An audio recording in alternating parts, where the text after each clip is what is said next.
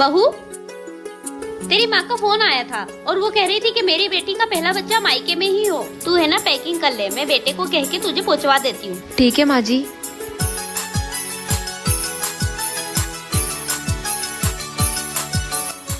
Hello माँ, मैं मायके नहीं आऊंगी। क्यों बेटा? क्योंकि मेरी सासू माँ की इच्छा है कि मेरा पहला बच्चा मेरे ससुराल में ही हो। लेकिन बेटा, तेरी सासू माँ तेरा अच्छे से ख्याल नहीं रख पाएगी। अरे माँ, ऐसा नहीं है, वो तो बहुत अच्छी है और वो तो मेरा अभी से ख्याल रखने लग गई है, आपकी तरह। ठीक है, जैसा तुझे ठीक लगे। ठीक है माँ। ये ले बेटा हल्दी वाला दूध, मैंने अंजू को तुझे देने के लिए बोला था, उसने मुझे दे दिया।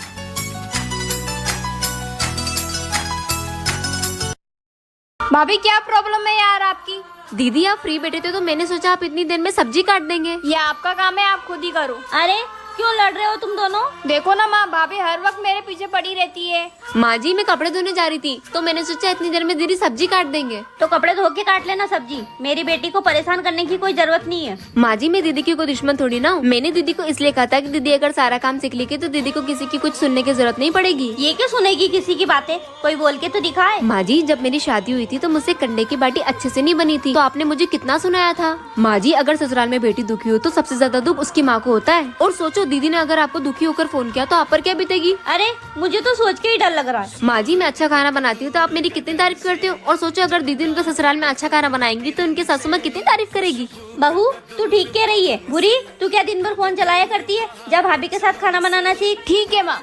बहू, इसे पुलाव बनाना सिखा देना। तू पुलाव बहुत अरे ओ नहीं बहुरिया, थोड़ा चीनी मिलेगी क्या? हाँ जी चाची जी, आइए बैठिए, मैं लेके आती हूँ। अब बहू, तुम्हारी सास नहीं है क्या घर पर? नहीं चाची जी, माँ जी बाहर गई हैं। अच्छा, वैसे बहुरिया एक बात बताएं, किसी से कहना मत, तेरी सास तेरी बहुत बुराई करती है। हाँ अच्छा, क्या कहती हैं? देख बहुरिया, तू तो पूरे दिन काम धाम करती है, ऊपर से सबका कितना ख्याल रखती है, इसके बावजूद भी तेरी सास पूरे मोहल्ले की औरतों से तेरी बुराई करती फिरती है। कहती है मेरी बहू ऐसी है वैसी है, मेरी बहू कामचोर है, एक भी काम नहीं करती है। ऐसी बहू पा करके मेरी तो किस्मत फूट गई है। बताओ बहू। अच्छा माँ जी, ये सब कहती हैं? आने दीजिए, आज मैं बताती हूँ इनको। बहू आ गई माँ जी। आप सबसे पहले ये बताइए, आप मोहल्ले वाली औरतों से मेरी बुराई करती हैं? किसने कहा ये सब? चाची जी बोली हैं।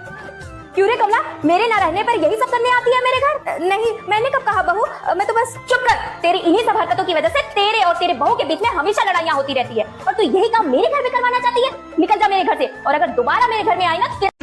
मालकिन, सारा काम खत्म हो गया है, अब मैं जाऊं घर। अच्छा पूजा सुन, मेरे पास कुछ साड़ी और सूट रखे हैं, मेरा तो देख देख के मन ही भर गया। ऐसा कर, इसको तू ले जाकर और पहन लेना। अरे मालकिन, अभी मैं ये नहीं ले जा सकती हूँ। गांव से मेरे जेठ जेठानी और नंद आई हुई है, मैंने किसी से बताया नहीं कि मैं घर घर जाके काम करती हूँ। तू एक बात सुन ले, तेरा काम ही तेरा पेट भरता है, ये रिश्तेदार नहीं। अच्छा ठीक है दीदी।